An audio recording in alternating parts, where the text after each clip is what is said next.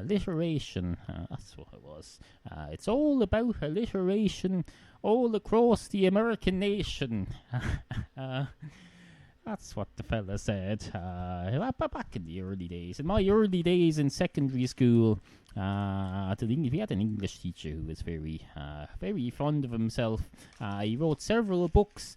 I can't remember what they were called. They were usually called stuff like, they weren't very imaginative. They were called things like, this book covers the English syllabus for year 1 of the Irish secondary school system and thereby is suitable for studying of that therefore syllabus. Of course, it was written much better than that. He was he was a renowned English teacher, and he knew his grammar better than me anyway. So that was his job. It's not my job to know grammar. It's not far be it from me to be able to go around giving out proper grammar. Although, now that you mention it, I'm fairly good with apostrophes. I've got an apostrophe in my name. I don't know if you realise, because I don't use my real name here.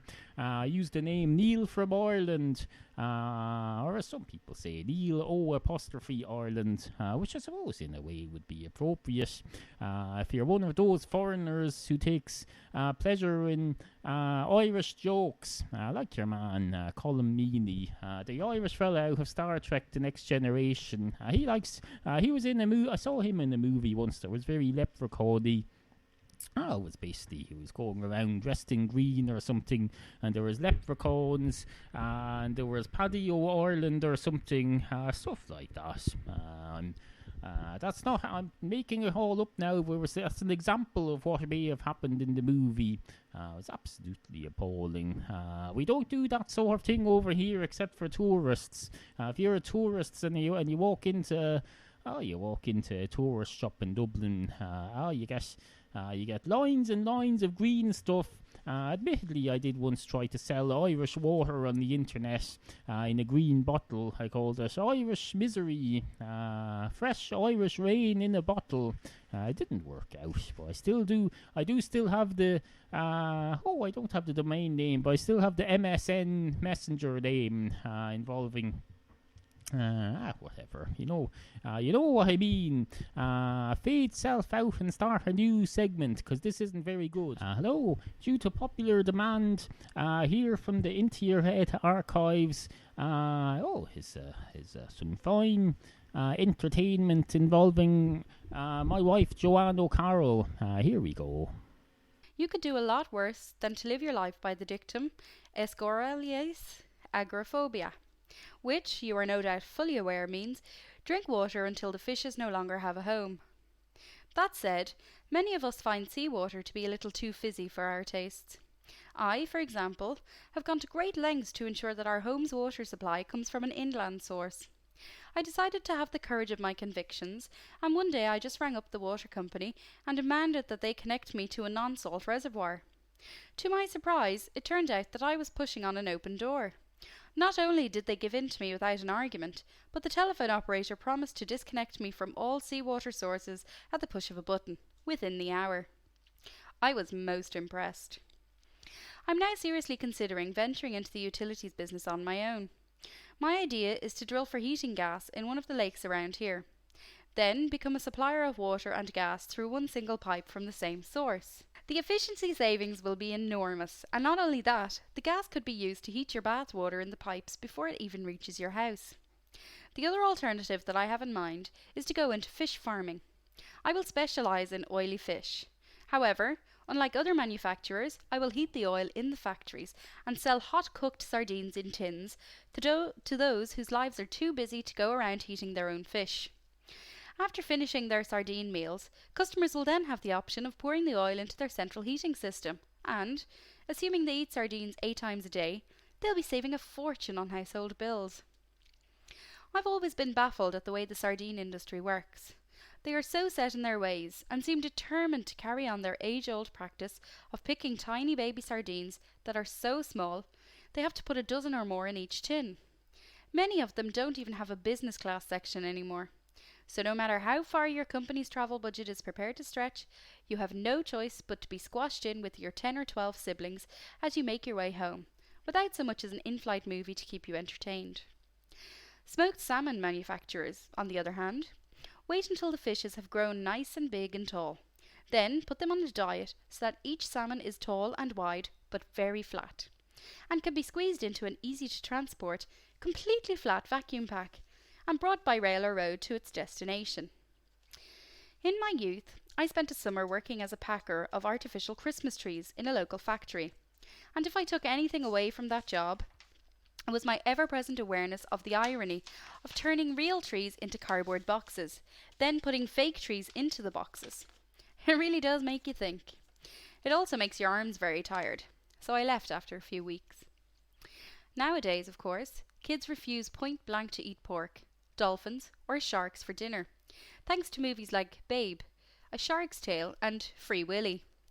Parents are so desperate to get their little darlings to consume something healthy that they have even taken to disguising sardines as gingerbread men, just like the one in the fairy story.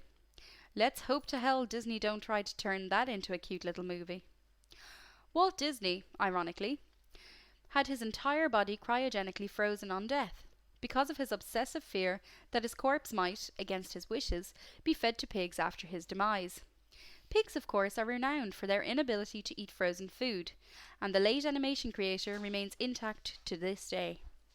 Anyway, before I leave you, how about a poem? I see a purple man on stair, despite the overwhelming glare. He calls at me amidst the white, to please turn off the painful light. I turn and look and see and shudder. Hate and evil spill, I blubber. Apocalyptic is the scene. He drowns in brightness, his breath weans. Seconds pass, he's disappeared. The whole vampire, and his beard. Immersed in whiteness, doomed to die. There but for his grace go I. If you don't mind, I'm going to interrupt my wife there, just because I can. There's some things that you can't do in real life, but you get to do them on the Overnightscape Underground. It's absolutely fantastic. Thank you, Frank, for the opportunity. I'm much obliged. I'm much appreciative of the opportunity. I better not overdo. There's such a thing as overdoing things, you know. You can come on and say, it's one thing coming on and saying thank you. It's quite another thing coming on and saying 1,000 thank yous. And then it's an even worse thing if you come on and say thank you, but you say it 1,000 times instead of just saying 1,000 thank yous, which is just 4 words. You come on and say thank you 1,000 times, which amounts to 2,000 words, but they're all the same. Well, half of them are the same as each other, and the other half are the same as each other.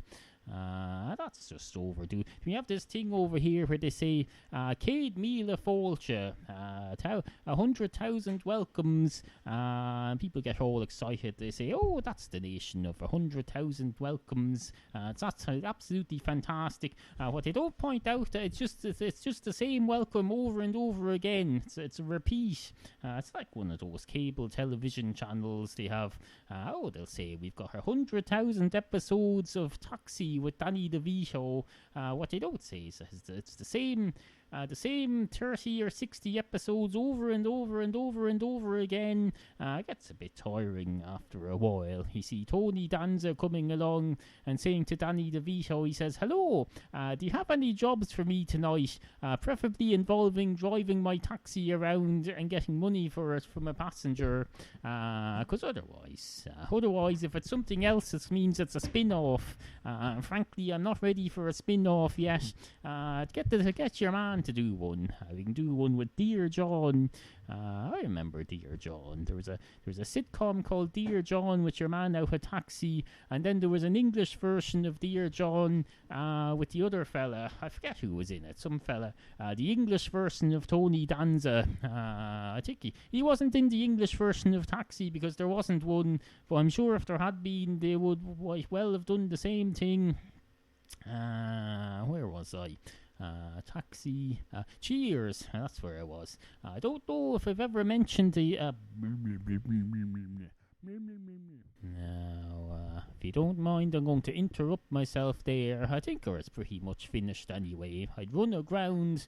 The topic had run its course. It was like one of those duck tours or swan tours that you see in some cities for tourists, where they have a bus that's shaped like a duck, and it can run on both water and land.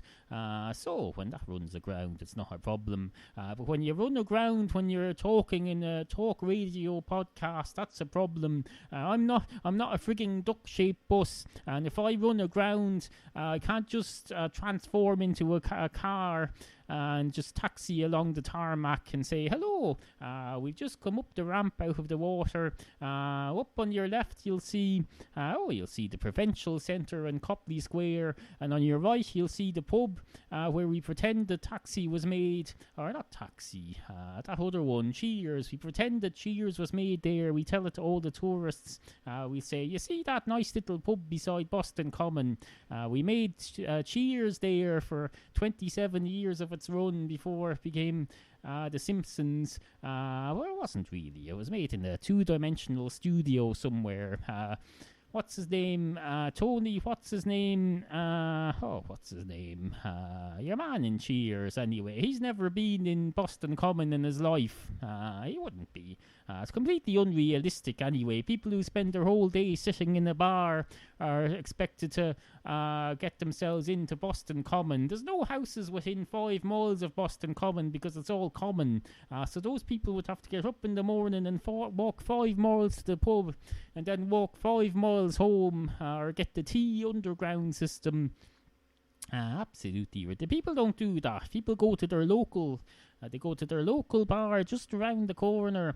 They go out the door, and if they've just moved in, they either look to the left and right and see where they can see anything that looks like a bar, or if they haven't just moved in, they go to where they know the bar to be. They'll know it's either that way or that way, and they perambulate up to the bar, and they go in the door, and they'll say, hello, everybody knows my name here, can I have a pint of Guinness? And the barman will say, no, you can't have a pint of Guinness. This is a television program. On a television program, you don't order stuff by name. You go in and say, I'll have a pint, please. And the barman gives you a pint of something. It may well be a pint of piss. But you're a working actor, and it's not for you to critique the beverages that are given to you. You're an actor. You're supposed to pretend that it's a pint of Guinness and act accordingly. So no, you can't be going into a two-dimensional studio complaining about the beverages. Have a bit of... you get kicked out of the Actors Guild for that, I can tell you. No. That's why when they made The Simpsons, they had to make Duff beer, completely fictional beer, because you can't be drawing a pint of piss every time you want Homer. Homer Simpson isn't an actor. He couldn't realistically play the part of a man drinking Guinness with a pint of you don't get a pint of water, urine, and pour it over the paper, and then send that off to Korea in the post to get the colours put onto it. No, you had to make adjustments to the process for that. But no, back before The Simpsons, when they had Cheers, your man, what's his name? Tony. I'll have to look it up now. Hold on a minute. Who's your man who was Tony in the Tony Cheers search? Oh no, I don't need to type the word search. Tony. I should probably pause this. If it was a professional, like the rest of you on OwnSug, I would pause this while I look this up. Tony. It's nothing coming up. Have I got his name? I probably have. Who is the star of Cheers? I'm sure his name was Cheers. Wikipedia. Ted. His name was Ted. It wasn't Tony. No wonder I couldn't find it. Ted Danson. That's the fella's name. I always thought he was a bit weird. He's a very straight, I was listening to the Paul Stevenson show the other day, and they went on about Ted Danson. They said, hello, here's Ted Danson, and then they played a little speech he made in a shop or something. He was saying something about fishes or something. He was he was launching some sort of a book about fishes. Apparently Ted Danson is an authority on, So it says here, Edward Bridge, quotation marks, Ted, close quotation marks, Danson the third. Ted wasn't his real name at all. Or maybe it was even more of a real name than the rest of his name. That's why they put it in quotation marks. Because quotation marks is what you use. That's what you use for the title of something. It's called this, you say, so I'll put it in quotation marks so you'll know that that's the title. So it says Edward Bridge, quotation marks, Ted, close quotation marks, Danson the third. In other words, his real name was Ted, and the rest was just added as a fake. Absolutely ridiculous. Anyway, good morning. Sit, Kofi, sit. Good cat.